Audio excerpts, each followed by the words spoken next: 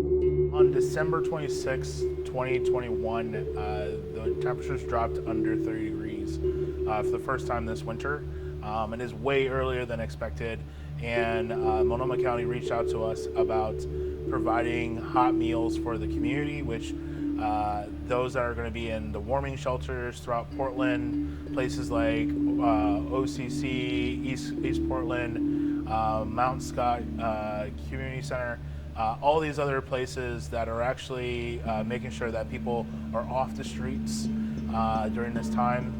It is a very stressful time for a lot of them, especially when it comes to coordinating and getting people into spaces. But right now, our main focus is making sure that we have enough food for them because they need breakfast, lunch, and dinner, and we gotta make sure that they're all hot.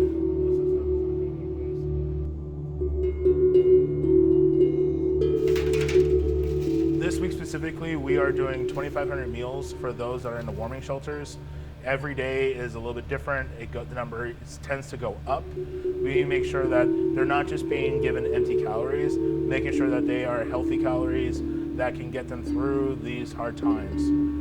For a lot of them, this is probably their first meal that they have gotten that is actually like a whole meal, not just junk food or fast food. So this is super important for us. This is what the FED program is meant for, to be able to react to intense situations, whether it's a heat wave or a snowstorm or just temperatures dropping, to be able to react really quickly, get large bins of food.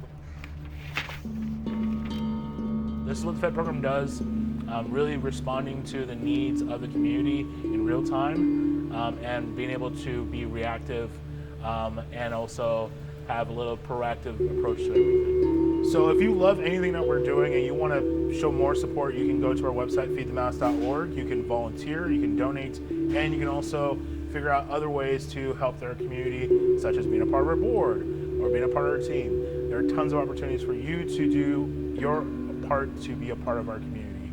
Thank you and have a wonderful day.